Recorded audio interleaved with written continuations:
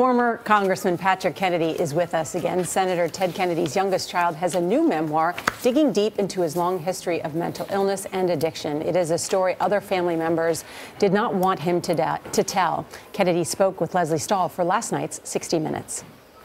I am an addict. I'll always be an addict, but I'm an addict in recovery. I count my days. It's one day at a time. Is it hard? Oh, yeah. Every day? Every day. Some days more than others, but today's a good day. Patrick Kennedy's new memoir is A Common Struggle. Welcome back. Thanks, Nora. I want to continue this conversation. Your brother, Ted Kennedy Jr., has come out with a statement saying he's heartbroken that you have chosen to write what is an inaccurate and unfair portrayal of our family. What's your reaction to his statement? So I told this story about my life, which I can't separate from my family's life, because it's important that we, all of us, break the silence and the shame surrounding these issues. Now, I don't pretend that it's going to be easy, and as you've seen, it definitely provokes a reaction, and that's what most people are fearful of when they speak out, is they're worried about breaking the family code. They're worried about being disloyal, and nobody wants to be that. I think my portrayal of my father is very loving. I talk about an arc, and frankly, talking about his challenges does not take away from the fact that he was the greatest United States senator in modern history, if not the lifetime of this country, as testified by all of his Senate colleagues, Republican and Democrats. So the notion that I am somehow at all challenging his place in history is just so far-fetched. But I can understand personally, it can be difficult to hear these things. It was difficult for me to write these things, Nora, you know. Irreparable damage, or something that can be cured by time, split in the family? No, I think time. I'm expecting, as I said, my wife and I are expecting a fourth child in December. I think time moves on, and I think there's too many other things that we really feel good about our relationship over. And I think, like my dad, you know, my dad first was not happy about my speaking out when I did the Mental Health Parity and Addiction Equity Act. And then when we were passing the Mental Health Parity bill, he came over to the House floor, tapped me on the leg and said, "Patrick, keep going, you're doing something important."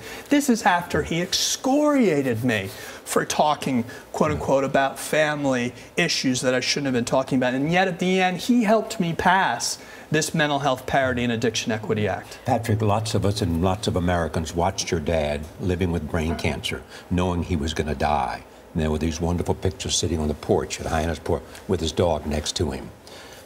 Did he talk at that time, knowing that the end was not that far away, about regrets, about choices, about dreams?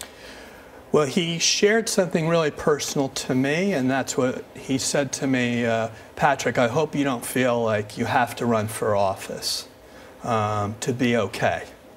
I mean, that's as profound as it gets from my family. I mean, Charlie, not for nothing. When it's okay for you not to run for office and still be okay, that's breaking the sound barrier. Well, but a lot of members of the family have chosen not to run for office. No, that's very true. Have pulled away from politics, as you know. But about his own life, I mean, here was this man considered by many to be the greatest United States senator. Thought about the presidency, had Chappaquiddick, had lived with the agony of his brother's death. That's right.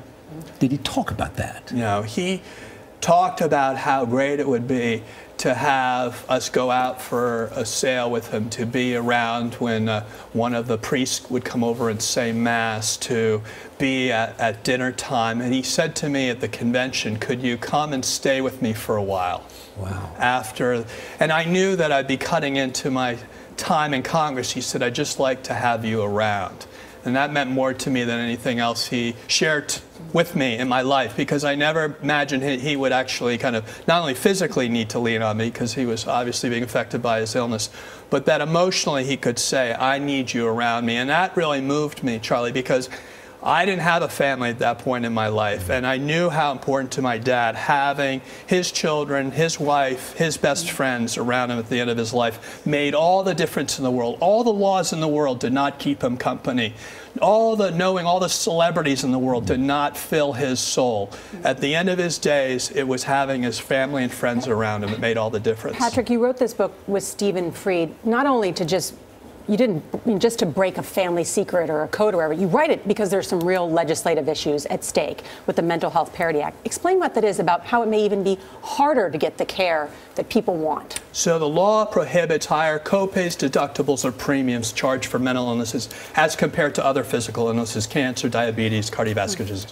What we need to do is make sure we monitor how insurance companies limit care through utilization management. That's the secret, disguise of how do we keep people from getting the treatment they need. And when they still do that, and they know they can do that because we're not going to stand up to the insurance companies because we feel so ashamed to have these illnesses to begin with.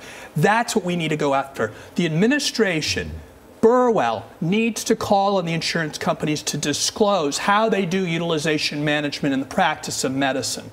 It's required by federal law, but she hasn't done it yet.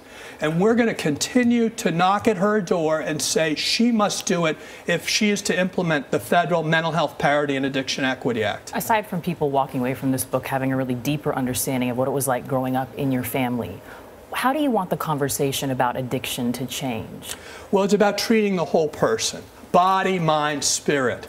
And so far as the body's concerned, we're ignoring what we know for treatment that will give people a chance to get the mental health care and ultimately the spiritual conditioning to stay in long-term sobriety.